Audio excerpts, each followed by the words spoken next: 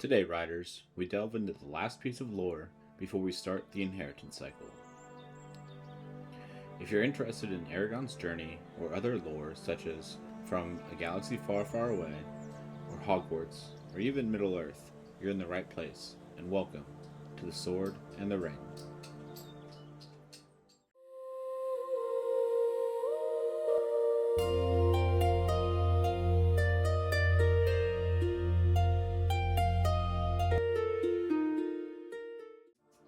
There are 5 major races across Alagaesia: humans, dwarves, elves, urgles, and dragons. Each shapes the journey of one farm boy as he attempts to dismantle a tyrannical regime, so it's only fair that we get to know them a bit beforehand. We'll start with the 2 races that are native to the continent, dwarves and dragons. The dwarves of Alagaesia have been around since creation by the god Helsvog. Originally inhabitants of the Hatterack Desert, the dwarves moved to the mountains in the south over time. They came upon Farthendur in the Bayor Mountains and settled their capital there. This occurred during the reign of the first king, Korgan. From there, the dwarves spread out through the Bayor Mountains and were divided into 13 clans. Each of these clans held a central and unique role in the overall society. However, they still warred between each other. Over the years, the dwarves built an impressive knowledge on many natural sciences and philosophies.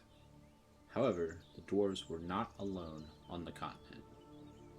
Also living across the land were dragons.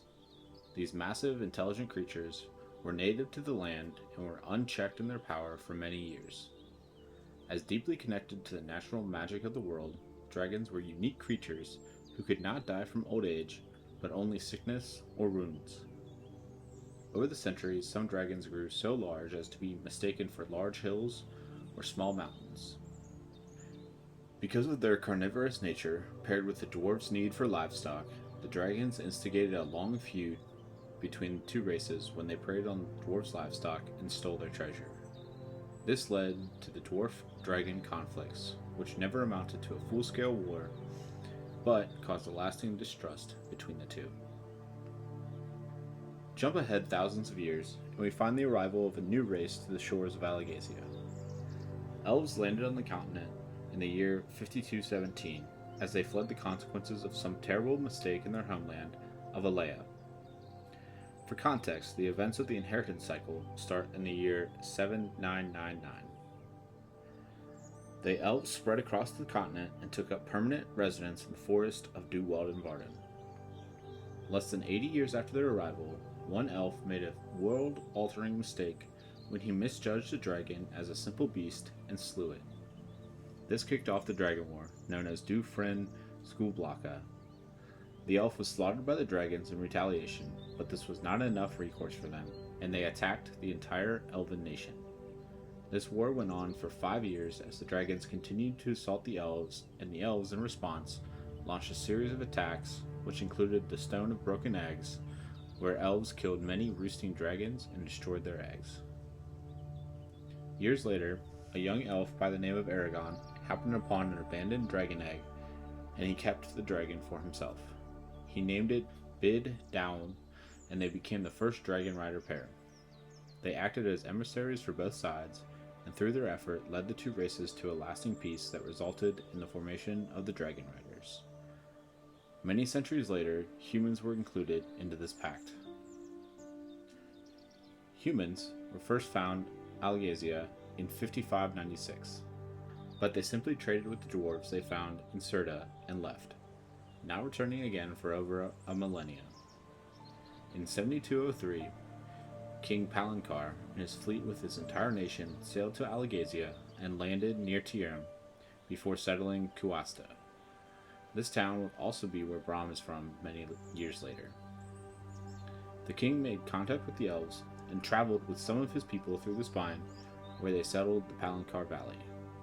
Unfortunately for the people, the king was a bit power-hungry and attempted 3 separate times to expand his borders with the elves.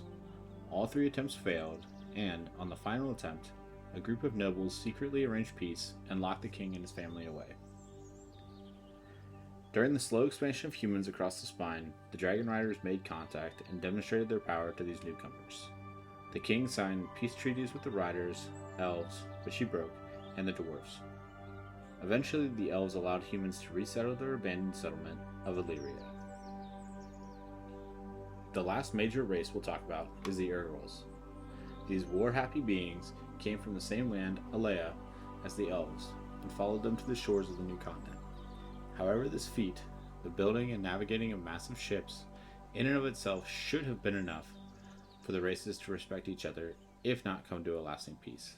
Instead, the Urgals were seen as distasteful in appearance and too bloodthirsty to be respected. Only 20 years after signing a peace treaty with the elves and riders, the riders broke the peace and drove out the overly violent Urgals. Thousands of years later, a group of Urgals ambushed a pair of riders and their dragons in the spine. They slew one of the riders and both dragons before the other rider was able to flee. This set a burning hatred for the Urgals in the heart of Galbatorix, and he, with the Shade Durza, forced the Urgals to unite and fight for him in his war against the riders. While other races do exist, and some play a pivotal role in the events of the inheritance cycle, such as the Razak and the Weircats, I'll be covering those in a more condensed version when we encounter them throughout the cycle. Stay tuned for part 1 of Eragon's journey, which will likely be out sometime in the fall. I'll be with you next time on The Sword and the Ring.